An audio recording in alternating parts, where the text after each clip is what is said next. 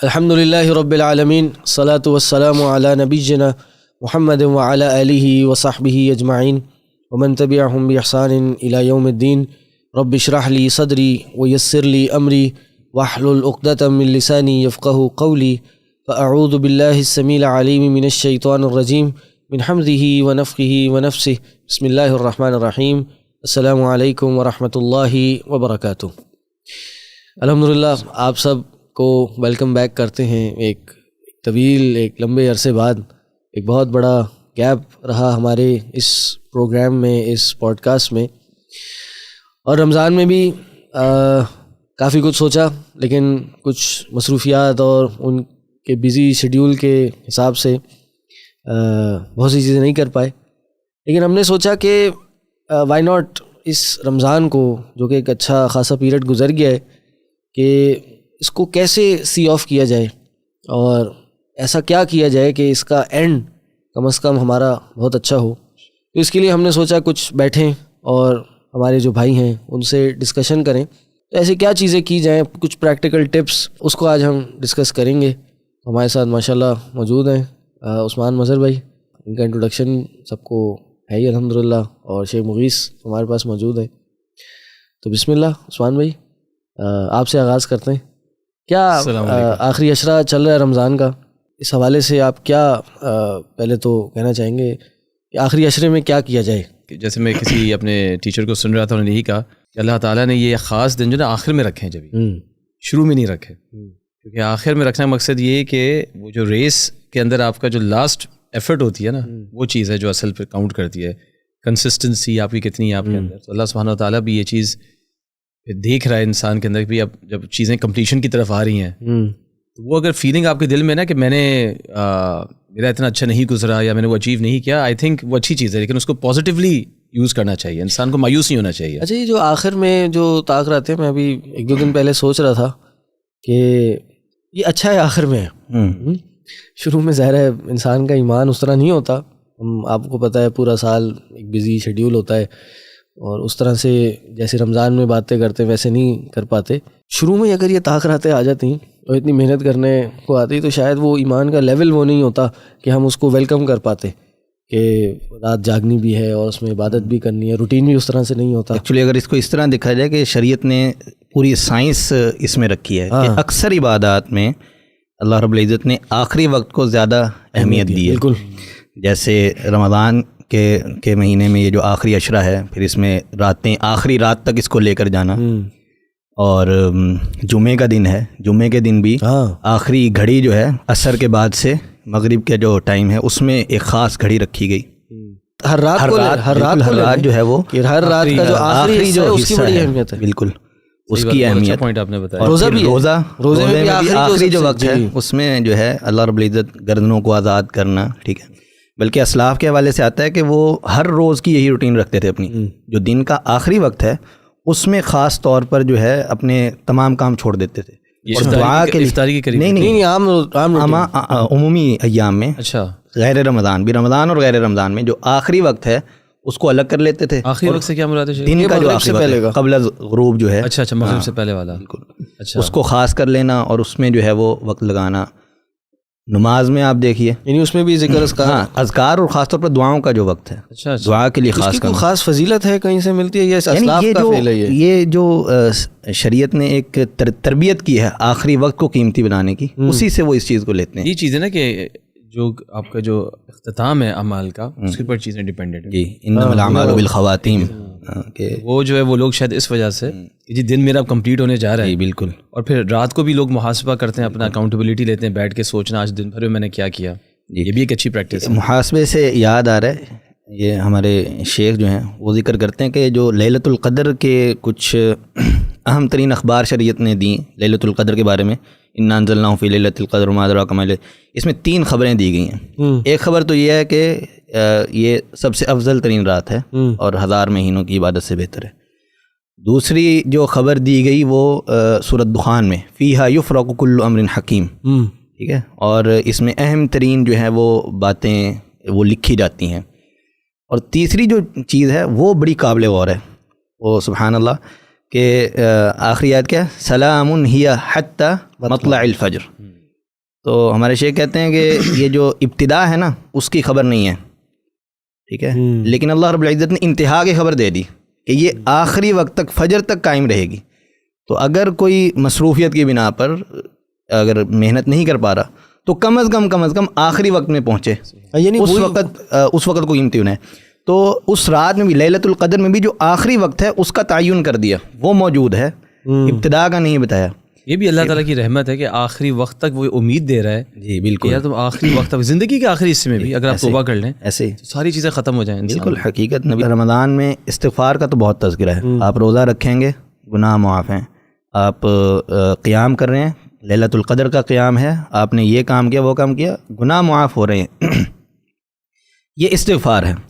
توبہ اور استغفار میں تھوڑا سا بڑا باریک سا فرق ہے. استغفار کے بارے میں کہا جاتا ہے کہ وہ صرف آپ کے گزشتہ جو ایام ہیں ان کو صاف کرتا ہے. البتہ توبہ جو ہے یہ آپ کی اللہ رب العزت کے ساتھ ایک کمٹمنٹ ہے جو ماضی، حال اور مستقبل تینوں پر قائم ہوتی ہے. ماضی میں آپ ندامت کا اظہار کرتے ہیں، اور کبیرہ گناہ، اور اسلاف کا یہ ماننا تھا کہ یہ جو استغفار ہے، عمل کے ذریعے جو استغفار کرتے ہیں اس سے کبیرہ گناہ معاف نہیں ہوتے، صغیرہ گناہ ہی معاف ہوتے ہیں. کبیرہ گناہ آپ بیٹھ کر اللہ رب العزت سے تحنس اختیار کر کے الگ بیٹھ جائیں بالکل، اور اللہ رب العزت کے سامنے اپنے گناہوں کو پیش کریں. میں اس پر نادم ہوں، ماضی میرا یہ تھا، اب میں چھوڑنا چاہ رہا ہوں. حال میرا یہ ہے، میں نے ارادہ کر لیا، میں نے چھوڑ دینا ہے. اور مستقبل یہ ہے کہ میں عزم کر رہا ہوں کہ آئندہ نہیں کروں گا. تو یہ جو بالکل آخری رمضان کے آخر میں توبہ کی توفیق دینا، یا لیلۃ القدر میں اللہم انک عفو تحب العفو فاعف عنا، اس کی ترغیب دلانا، یہ بھی اس بات کا پیغام ہے کہ آپ نے رمضان شروع ہوا، محنت کی، اور اس وقت میں گزر رہے ہیں، ماضی جیسا بھی تھا حال بہتر بنا لیا، اب اس کو کنٹینیو کرنا ہے، عزم کرنا ہے کہ آگے ہمارا جو ہے سارا معاملہ اللہ رب العزت کے ساتھ تعلق پر چلے. اصل جو سینس ہے استغفار اور توبہ کا جو فرق ہے وہ یہی ہے کہ توبہ میں آپ کلی طور پر اپنے آپ کو اللہ رب العزت کے سامنے چھوڑ دیتے ہیں کہ میں نے اب ارادہ کر لیا ہے، عزم کر لیا کہ آئندہ گناہ نہیں ہوگا.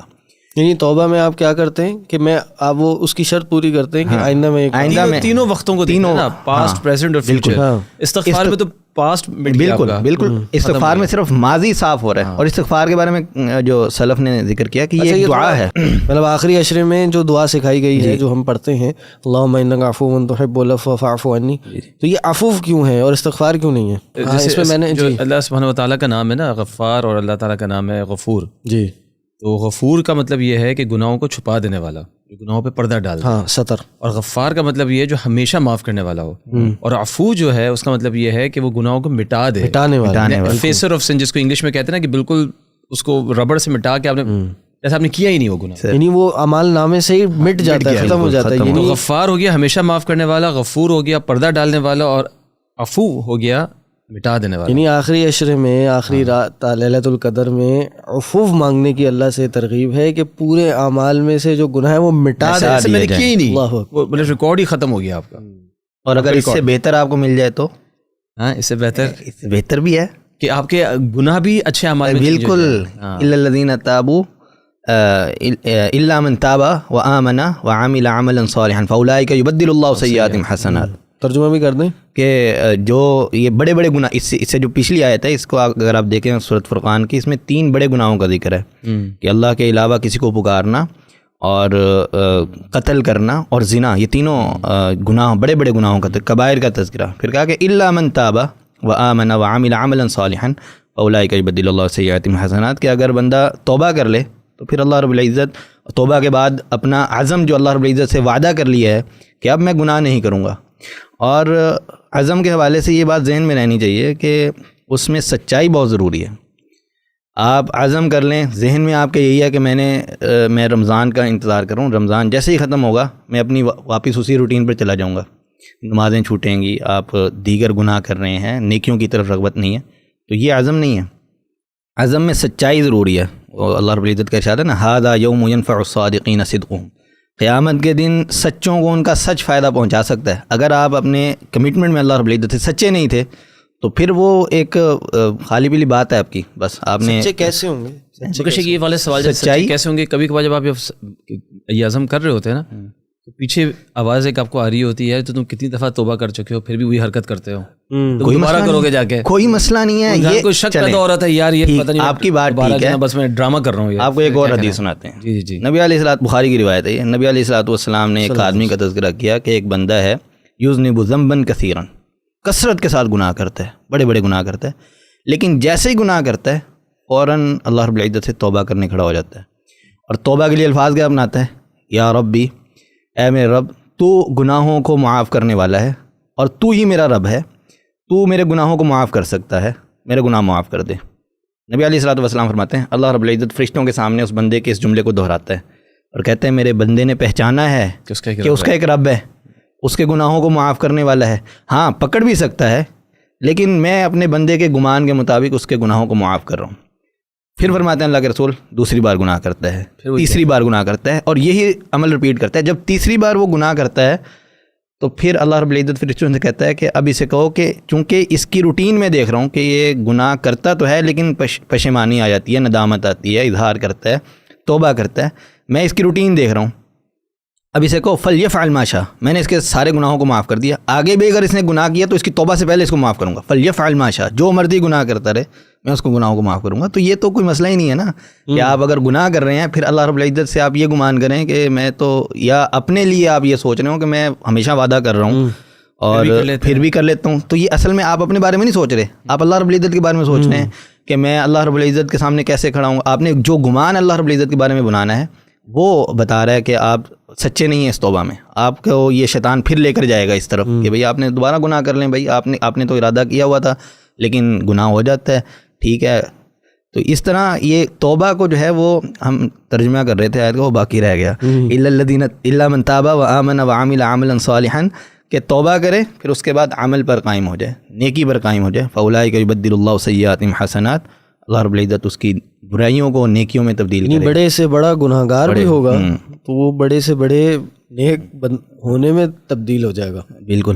تو اس فیلنگ کیسے آدمی ختم کرے ویسے, اگر یہ ذہن میں کسی کا یہ ذہن میں رہے کہ اللہ رب العزت کی صفات کا اگر آپ مطالعہ کرتے ہیں, اس کے بارے میں پڑھتے ہیں اور یہ سمجھتے ہیں کہ ایک ہی صفت کو ظاہر کرنے کے اللہ رب العزت نے اتنے سارے الفاظ کا انتخاب کو کیا, رحیم کہا, رحمان کہا, عفو کہا, غفار کہا, غفور کہا, ستار کہا, ٹھیک ہے. یہ سارے اپنے اپنے انداز میں اللہ رب العزت امپلیمنٹ بھی کرتا ہے. ستار کے حوالے سے ہے نا کہ قیامت کے دن ایک بندہ آئے گا اور بڑے گناہوں کے ساتھ, اور اللہ رب العزت اس کے گناہوں کو اس کے سامنے پیش کرے گا, بلکہ ایک حدیث میں ہے کہ اس کے اوپر اپنا کنف ڈال دے گا, وَيَضَعُ عَلَيْهِ كَنَفَهُ وَيَسْتُرُهُ مِنَ الْخَلَائِقِ, اس پر اپنا پہلو ڈال کے اس کو لوگوں سے چھپا لے گا اور اس پر اس کے گناہوں کا اقرار کروائے گا. یہ جو تحنس والی بات ہم کر رہے تھے نا کہ اپنے گناہوں کا خود سے اقرار کرنا, یہ اگر آپ نہیں کریں گے تو اللہ رب العزت اقرار کروائے گا قیامت کے دن, پھر اس پر اس کے گناہوں کو پیش کیا جائے گا. میرے بندے تو نے یہ گناہ کیا, جی ہاں کیا, یہ کیا, یہ کیا, یہ کیا, وہ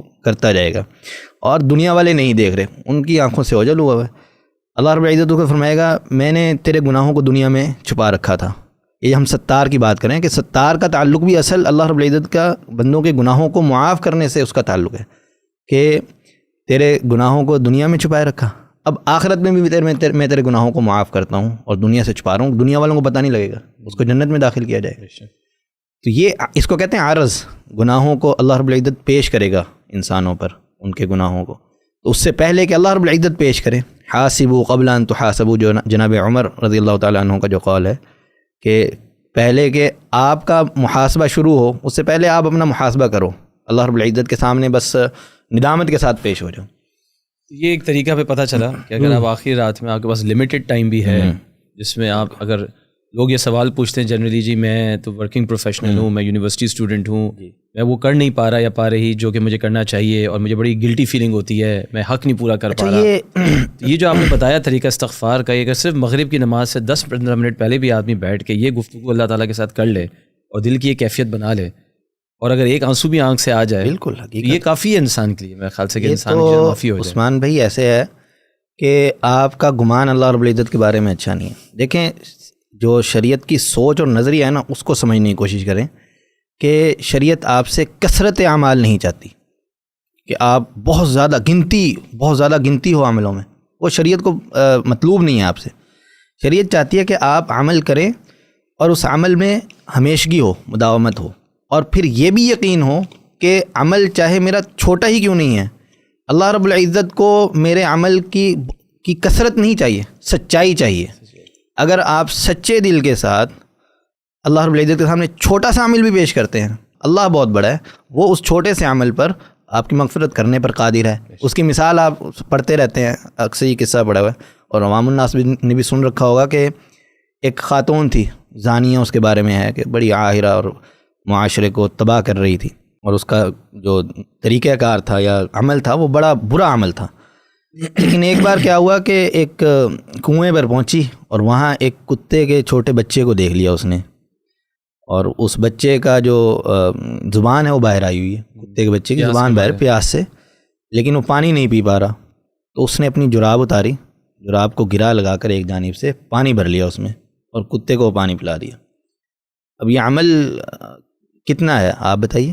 بہت بڑا عمل ہے، لیکن اس عمل کو کرتے ہوئے، انجام دیتے ہوئے اس عورت کے جو دل میں رحم تھا اور جو سچائی تھی کہ اس کو کوئی نہیں دیکھ رہا، لیکن اس نے اس اللہ رب العزت کی مخلوق کا اکرام کر دیا، تو اللہ رب العزت نے کتے کا وہ بھی کتے کا، بلکہ ابن قیم رحمہ اللہ نے اس پر ایک تعلیق لگائی ہے کہ اس سے یہ پتہ لگتا ہے کہ کتا بذاتی ہی قابل نفرت نہیں ہے، قابل نفرت جانور نہیں ہے۔ اللہ رب العزت نے اس کا کیا عمل کیا، اس کے ساتھ کیا معاملہ کیا؟ ابن قیم اس پر تعلیق لگاتے ہیں کہ اس سے پتہ لگتا ہے کہ اس کے بعد اس عمل کے بعد اس کی وفات ہوگی، اور اللہ رب العزت کی طرف سے یہ نوید اس کو سنائے گی۔ نبی علیہ الصلوۃ والسلام کی حدیث میں ہے غفر اللہ لکی و شکر لکی، اس کے طرف ایک فرشتہ بھیجا گیا اور اس کو یہ پیغام دیا گیا اللہ رب العزت نے تیرے سارے گناہوں کو معاف کر دیا، سارے گناہوں کو معاف کر دیا، و شکر لکی، اور تیرے اس عمل پر اللہ رب العزت شکریہ ادا کر رہا ہے۔ کتنا بڑا عمل ہے، بہت بڑا عمل ہے۔ بلکہ ایک حدیث میں ہے نبی علیہ الصلوۃ والسلام نے فرمایا ایک شخص کے بارے میں، کفل اس کا نام ہے، اس کا قصہ بھی اکثر محدثین نے ذکر کیا کہ بڑے بڑے گناہ کرتا تھا، بہت بڑے بڑے گناہ، یذنب ذنبا، بڑے بڑے گناہ کرنے، اور معروف تھا معاشرے میں کہ یہ گناہ گار ترین شخص ہے۔ ایک عورت کو کچھ مال کی ضرورت پڑ گئی، ٹو بی اسپیسیفائی 60 دینار کی ضرورت پڑ گئی، حدیث میں یہ الفاظ ہیں کہ اس نے اسے کہا مجھے 60 دینار چاہیے، آپ مجھے وہ دے دیں گے؟ اس نے کہا ٹھیک ہے میں تمہیں دے دوں گا، لیکن تمہیں میری شرط پوری کرنی پڑے گی، آج رات تمہیں میرے ساتھ گزارنی ہوگی۔ تو وہ عورت محتاج تھی، مجبور تھی، اس نے کہا ٹھیک ہے آپ مجھے پیسے دے دیں، میں انشاءاللہ رات کو آ جاؤں گی، اور وہ پیسے لے کر اپنی حاجت پوری کرنے چلی گئی۔ حاجت پوری کی، رات کو اس شخص کے پاس جو اس سے وعدہ تھا اس کے پاس پہنچی۔ اب وہ اس عمل کے، اس گناہ کے بہت قریب تھے، کمرے میں بند تھے۔ نبی علیہ الصلوۃ والسلام فرماتے ہیں اس عورت نے اس بندے کو اللہ کا ڈر یاد دلایا، اتق اللہ فیہ، میرے بارے میں اللہ سے ڈر جاؤ، میں بڑی مجبور حالت میں تمہارے پاس آئی تھی، بڑا میں مجبور ہو کر تمہارے پاس آئی ہوں، تم یہ میرے ساتھ معاملہ نہ کرو، میرا زمانہ مجھے خراب کر دے گا، یہ بہت برا عمل ہے۔ تو نبی علیہ الصلوۃ والسلام فرماتے ہیں وہ ڈر گیا اور اس کو کہا تم جاؤ، اور خود کو اس کمرے میں بند کر لیا، سو گیا اور وہیں فوت ہو گیا۔ صبح لوگ، چونکہ وہ ایک بڑا تاجر تھا، لوگ اس کے پاس آتے جاتے تھے، صبح کے وقت لوگ اس کے گھر کے باہر کھڑے ہوئے ہیں اور دروازہ پیٹ رہے ہیں، وہ باہر نہیں آ رہا، دروازہ توڑ کر لوگ اندر گئے۔ جو اندر والا کمرہ تھا وہ بند تھا، اور اس دروازے کے اوپر بڑا بڑا لکھا ہوا تھا غفر اللہ لکفل، اللہ رب العزت نے کفل کو معاف کر دیا، ساری زندگی گناہوں میں گزاری ہے۔ یہ جو شریعت کی توجہ ہے اس اعتبار سے کہ وہ یہ نہیں چاہتی کہ آپ بہت زیادہ عمل کی، یہ بھی نہیں کہنا چاہیے کہ یہ نہیں چاہتی کہ بہت زیادہ عمل کی طرف نہ آئیں، عمل کی طرف آئیں، لیکن جو آپ کا میسر وقت ہے اپنی کاروباری زندگی، عائلی زندگی، معاشی زندگی کو نکال کر اللہ رب العزت کے ساتھ جتنا بھی آپ تعلق قائم کر رہے ہیں، اصل یہ ہے کہ وہ سچائی پر ہونا چاہیے۔ اگر وہ سچائی پر نہیں ہے تو پھر چاہے کتنا ہی عمل ہو۔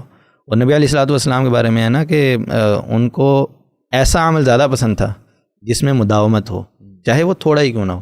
یہ پتہ چلتا ہے کہ آپ جو بتا رہے ہیں کہ آپ استغفار کریں، پھر چھوٹے سے چھوٹے عمل کو بھی چھوٹا نہ سمجھیں، جو بھی آپ چھوٹی سی نیکی کر سکتے ہیں اس وقت، حدیث ہے بھائی لا تحقرن من المعروف شیئا، چھوٹی چیز، چھوٹی نیکی کو ہلکا نہ جانے، چند لمحے بھی اخلاص کے ساتھ اور جذبے کے ساتھ اللہ کے سامنے انسان گناہ پیش کر کے معافی کروا لے تو یہ بھی بہت ہیں۔ اور چینج کا جو پہلا سٹیپ ہوتا ہے نا، ہوتا ہے یہی کہ انسان مانے جو میں نے کیا ہے، ٹھیک ہے نا، ہاں تو یہ کہنا استغفر اللہ تو ٹھیک ہے، اچھی بات ہے، لیکن یہ سوچنا کہ میں نے کیا اور اپنی زبان سے اس کو بولنا، اس کا ایک اثر ہوتا ہے۔ اور بالکل آپ اگر انسان اپنی لائف کو بھی دیکھے تو اس طرح سے اس چیز میں واقعی میں ایک اثر نظر آتا ہے۔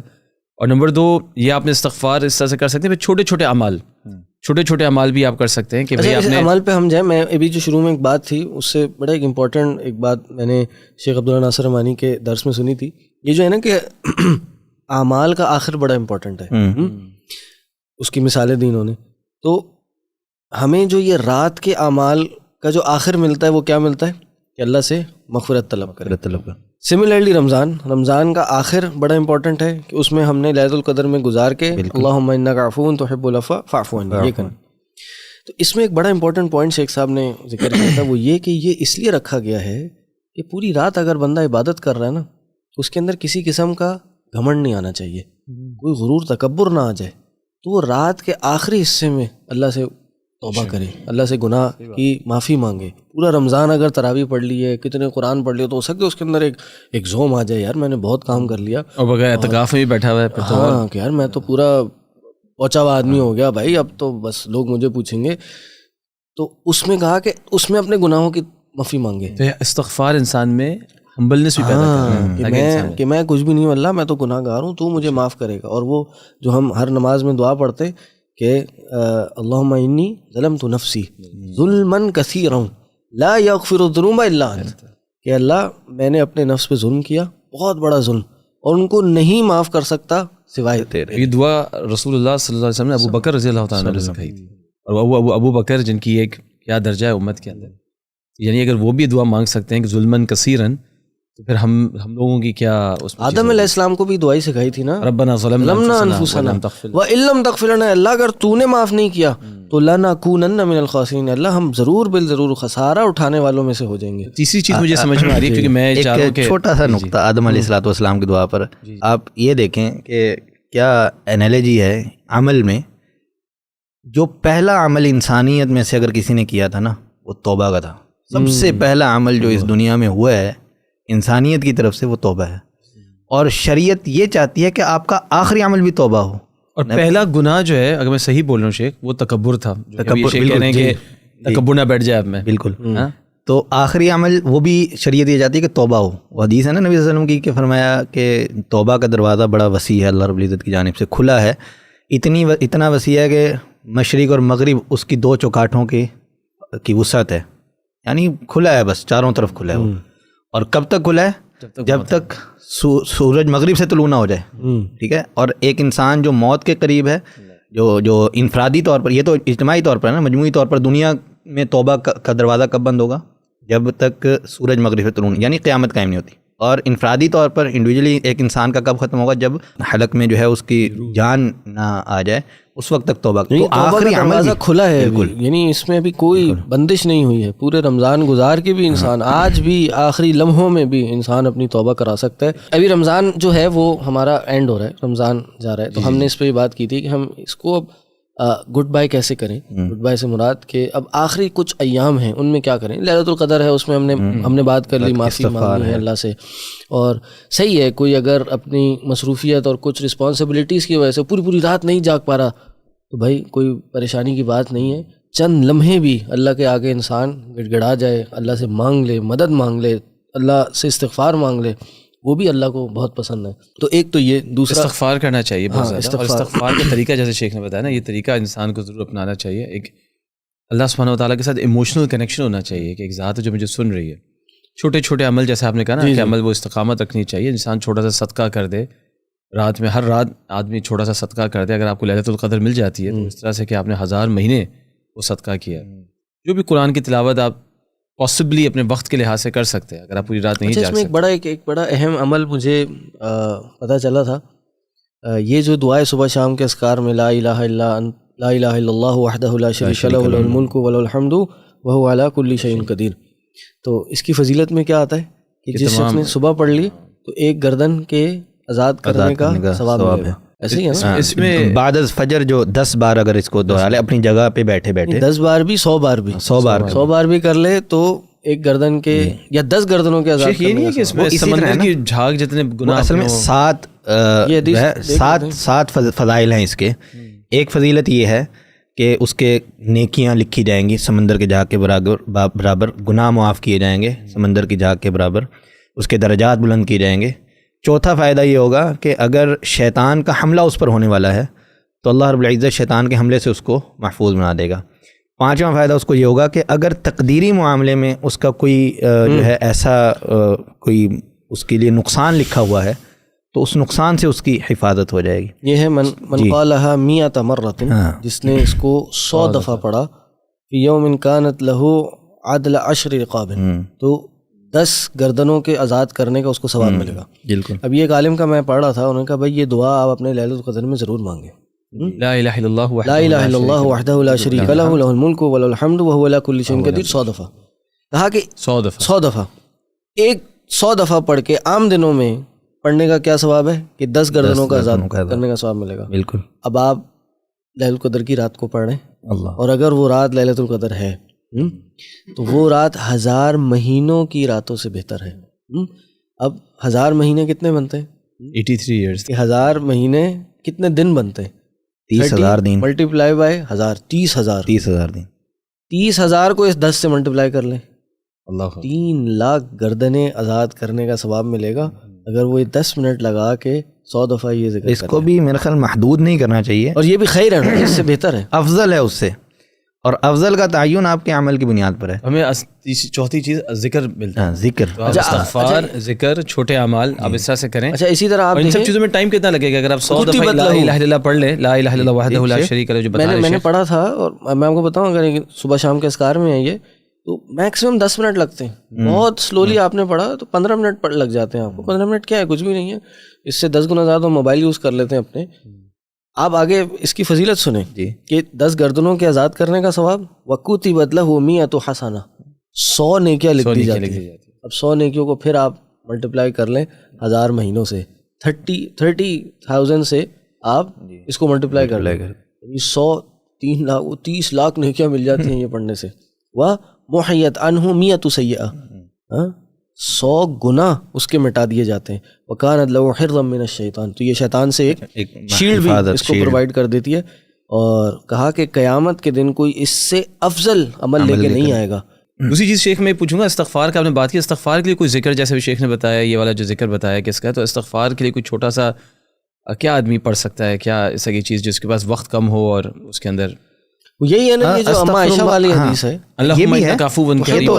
یہ تو چلیں خاص ہے نا لیلۃ القدر کے حوالے سے.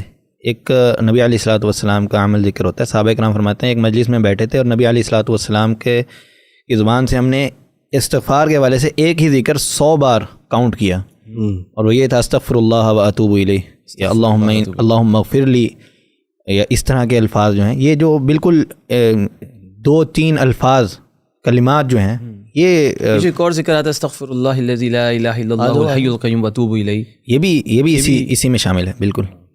یہ جو شیخ ذکر کر رہے ہیں نا کہ یعنی چھوٹا عمل اور اس کا بدلہ کتنا بڑا ہے، اس میں سلف کا یہ عمل ذکر ہوتا ہے کہ وہ قرآن کی تلاوت کے حوالے سے بھی یہ ذکر کرتے ہیں کہ ایک قول ابھی میں پڑھ رہا تھا، غالباً ابن قیم ہی کا ہے یا امام حسن بصری کے حوالے سے، کہ وہ کہتے تھے کہ لیلۃ القدر میں کم از کم ایک بار سورۃ اخلاص لازمی پڑھ لیں.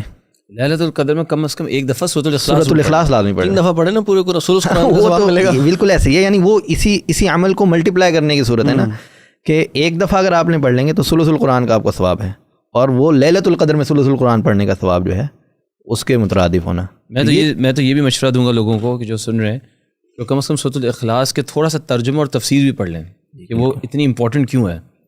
ورنہ ایک چھوٹی سی صورت ہے، مطلب اس کا مقصد کیا ہے، اس میں سمت کا مطلب کیا ہے، اس میں اللہ تعالیٰ کے ناموں کا بالکل جو استعمال ہے اور جو صورت کا، اس میں پھر انسان باقی میں پھر وہ کنیکشن محسوس کرے گا جو آپ کہہ رہے ہیں نا. بڑا پھر انسان بورنگ محسوس کرتا ہے کہ یار پتہ نہیں کیوں پڑھ رہے ہیں. تو ایک معنی بھی معلوم ہونا چاہیے. آپ چھوٹے اذکار پڑھ رہے ہیں، یہ جو شیخ نے بھی بتایا تھا ذکر پہلے لا الہ الا اللہ وحدہ لا شریک لہ، بالکل اس کے اندر بھی جو ٹرانسلیشن ہے نا آپ کو پتہ ہونا چاہیے آپ کیا پڑھ رہے ہیں. آپ یہ چیز امپورٹنٹ ہے. اور کیا کر سکتے ہیں اس رات میں؟ قرآن کی تلاوت جو ہے، ہمیشہ ہمارے جو بڑے ہیں، ہمارے جو ٹیچرز ہیں، وہ ہمیشہ ہی کہتے ہیں کہ قرآن یہ مہینہ ہے ہی قرآن کا، اور رسول اللہ صلی اللہ علیہ وسلم جبرائیل علیہ السلام کے ساتھ ہر رات قرآن کو ریوائز کیا کرتے تھے. تو قرآن کی تلاوت، میں بھی کسی شیخ کو سن رہا تھا، شیخ مجھے بتائیے گا کہ انہوں نے کہا جی کسی نے ان سے سوال پوچھا کہ میں اگر تفسیر پڑھوں، ترجمہ پڑھوں یا تلاوت کروں، انہوں نے کہا بڑا انٹرسٹنگ سوال ہے، لیکن تلاوت جو نا اس کا رمضان میں ہے، یہ تفسیر اور یہ چیزیں آپ پڑھ سکتے ہیں ویسے بھی، لیکن تلاوت کریں آپ زیادہ سے زیادہ, اور اگر آپ قیام میں کھڑو کے تلاوت کر سکتے ہیں تو بہترین ہے, اگر آپ کے اندر یہ بھی چیز ہے.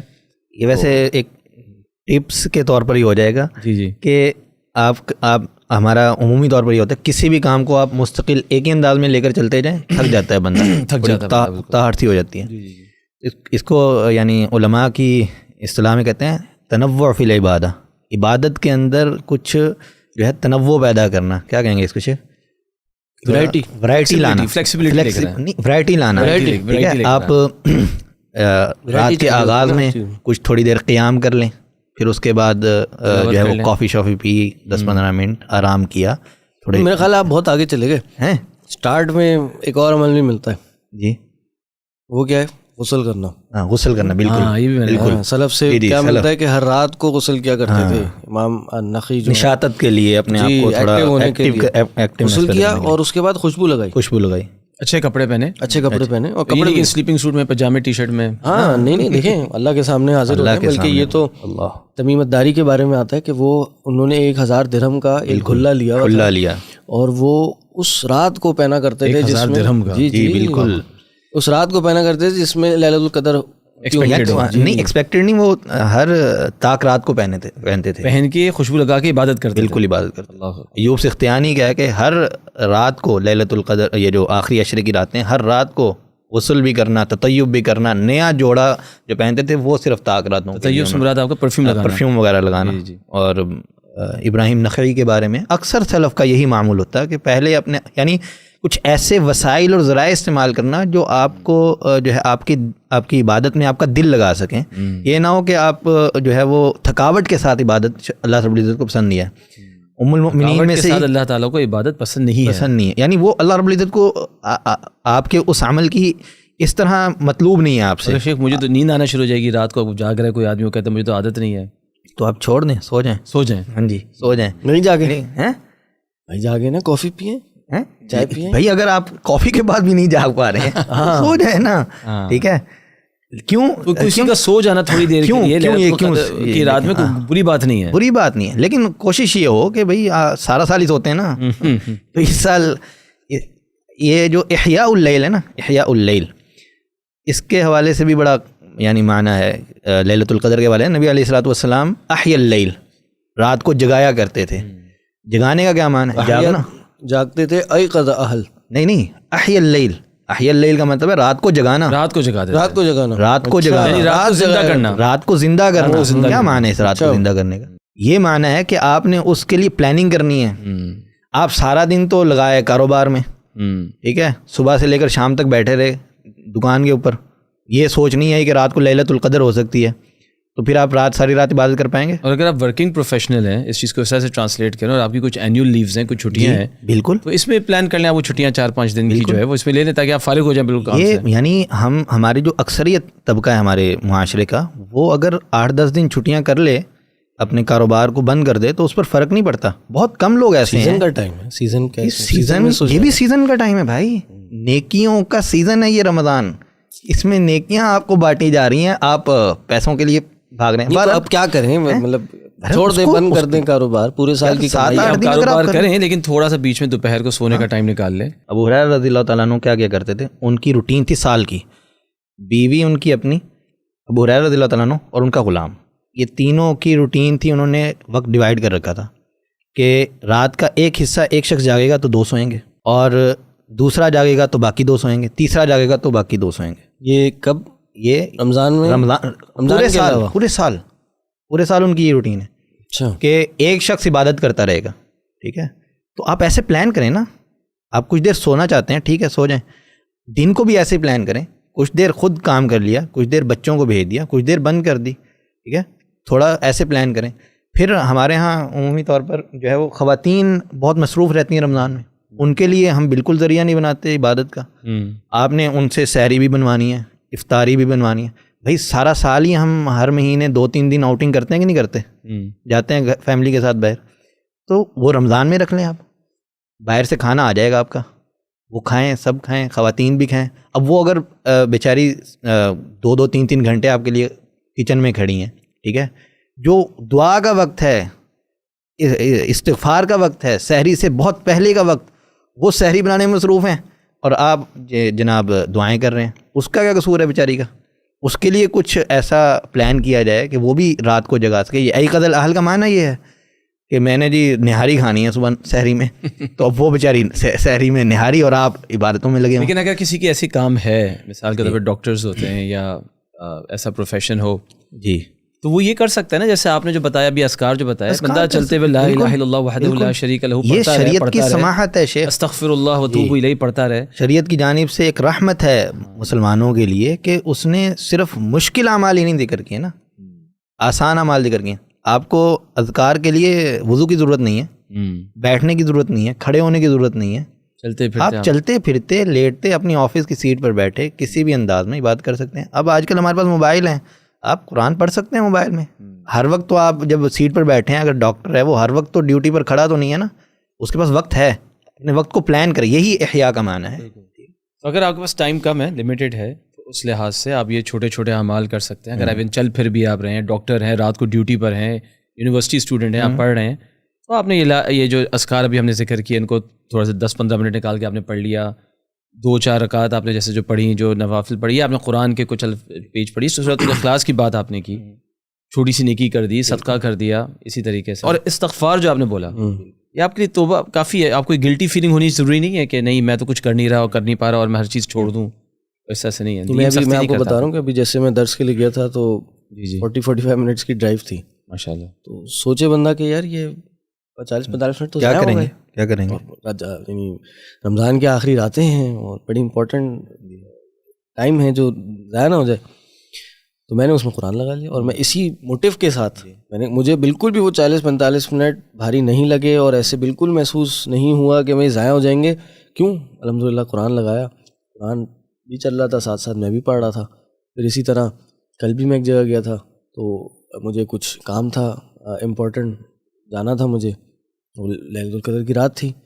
تو چل رہے ہیں تو اللہم انک عفو تحب العفو فاعف عنی، بس پڑھتے جا رہے ہیں، ساتھ ساتھ پڑھتے جا رہے ہیں، واک کر رہے ہیں. سمجھ کے اس کو آپ پڑھتے رہیں. جیسے جی ہمارے ایک ٹیچر جب شیخ جو ہیں جنہوں نے ہمیں یہاں پڑھایا، انہوں نے ہمیں یہ بتایا کہ جی میں موٹر سائیکل پہ یہاں پہ کلاسز لینے آتا ہوں نا، تو میں قرآن سنتا ہوا آتا ہوں، اور ماشاء اللہ آج میں نے پورا قرآن مکمل کر لیا سنتے ہوئے ماشاء اللہ. اللہم بارک. تو قرآن جو ہے چلیں یہ تو، اور یہ جو عادتیں آپ بتا رہے ہیں نا شیخ، اس پہ ہم آتے ہیں دوبارہ استقامت کے اوپر بھی نا، کہ بھئی آگے رمضان کے بعد اب ہم کیا کریں. اب یہ ہم نے کر لیا یا اتنا تو چلیں گزر گیا، اب آفٹر رمضان اگر آپ یہ 10 دن یہ چیزیں پریکٹس کرتے رہیں گے، یہ اذکار پڑھتے رہیں گے، قرآن سننے والا پریکٹس کریں گے، اللہم انک عفو تحب العفو، یہ دعا صرف انویلڈ نہیں ہو جاتی رمضان کے بعد، یہ دعا ویلڈ رہتی ہے. بالکل بالکل. تو یہ چیزیں پھر آپ کے ہونٹوں پہ، آپ کی زبان پر آ جائیں گی، ٹھیک ہے نا. اور آپ نے پھر اس کے اندر استقامت رکھنی ہے کہ یہ اذکار آپ پڑھتے رہیں، کیونکہ یہ پریکٹس ہے.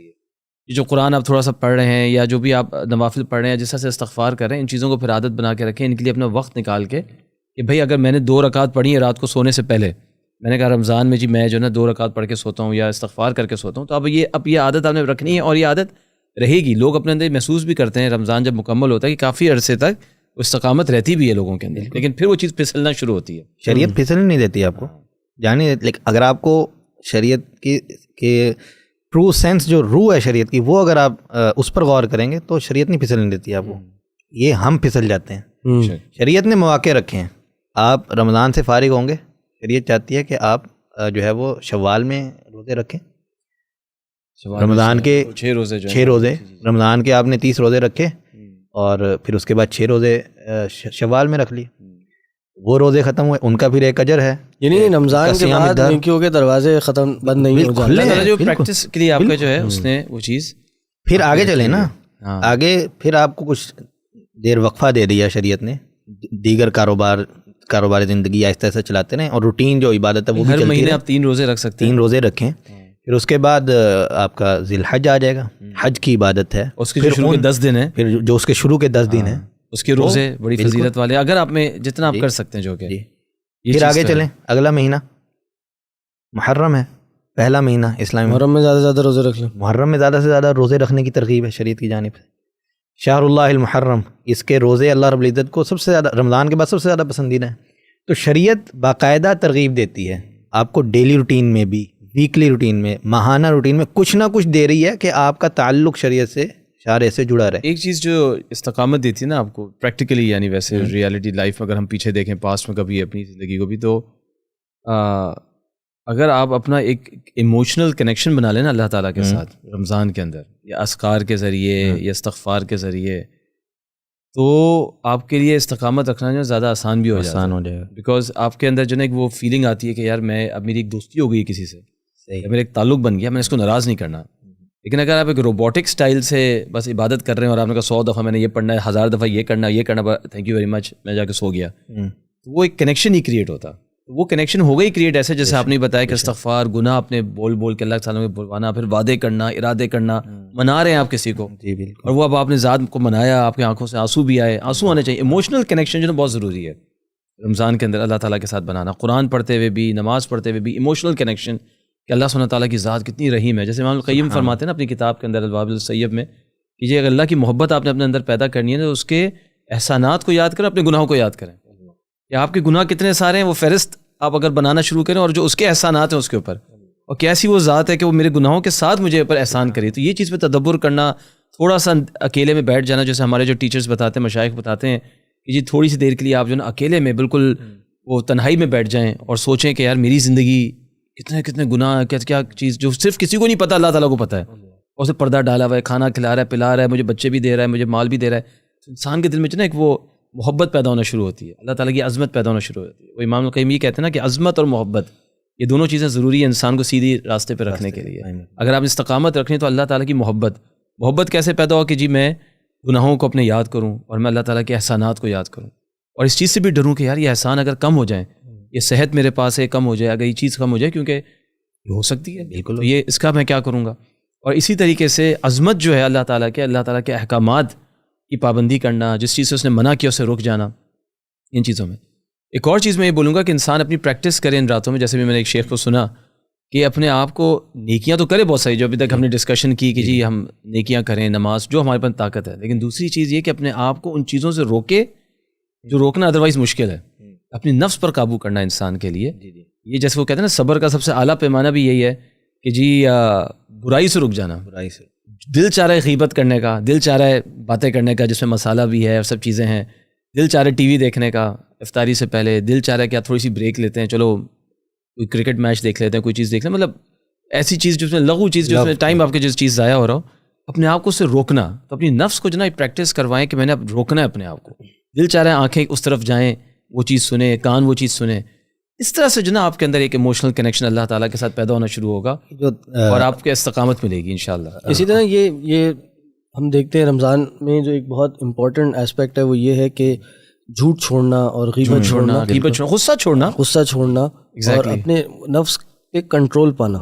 اب جب ہم اس کو گڈ بائی کر رہے ہیں رمضان کو، تو ایسا نہ ہو کہ رمضان کے ساتھ یہ جو ہمارا کنٹرول ہے یہ بھی ختم ہو جائے. ابھی بھی ٹائم ہے جی کہ آپ اس پہ پریکٹس کر لیں، ان کنٹرولز کو، ان پہ روک لیں. یعنی یہ صرف رمضان نہیں آتا کہ رمضان میں آپ سگریٹ چھوڑ دیں، اور رمضان ہے تو آپ داڑھی کاٹنا چھوڑ دیں، اور رمضان ہے تو آپ عبایا حجاب کر لیں. شیخ انہوں نے یہ کہا نا، ایک شیخ نے کہ بھئی عمرے پہ جانا آپ کے لیے آسان ہے رمضان میں، حالانکہ انتہا سے زیادہ رش ہوتا ہے، پیسہ بھی بہت زیادہ خرچ ہوتا ہے، اور عمرہ اچھی چیز ہے بے شک حج جیسا ہے، تکلیف لیکن آپ اٹھاتے ہیں. لیکن ایک بھائی آپ سے ناراض ہے، اس کو جا کے معافی مانگنا کہ یار اپنی غلطی مان کے کہنا یار میں آپ کو منانے آیا ہوں، یہ زیادہ مشکل کام لگتا ہے کئی لوگوں کو. یہ بھی رمضان کی تربیتوں میں شامل ہے. تو اپنے آپ کو پش کرنا ان چیزوں کی طرف، بالکل، جو کہ ادروائز آپ جو ہے نا کیا کہتے ہیں نہیں کر پاتے. کہتے ہیں کہ نبی علیہ الصلوۃ والسلام نے فرمایا نا، رب صائم لیس له من صیامه الا الجوع یا الا الظما، کہ اس کے روزے سے اس کو سوائے بھوک پیاس کے کچھ حاصل نہیں ہوا. تو گویا جو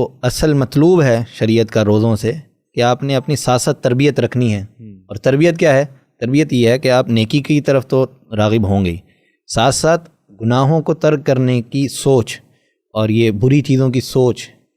صوم کا لفظی معنی بھی ترک ہے نا، چھوڑنا کسی چیز کو، شہوات کو چھوڑنا. آپ کا دل کہہ رہا ہے کہ یہ کرو، یہ کسی پر الزام لگا دیا جائے، کسی کے بارے میں غیبت کر دی جائے، لیکن اس سے اپنے آپ کو روکنا.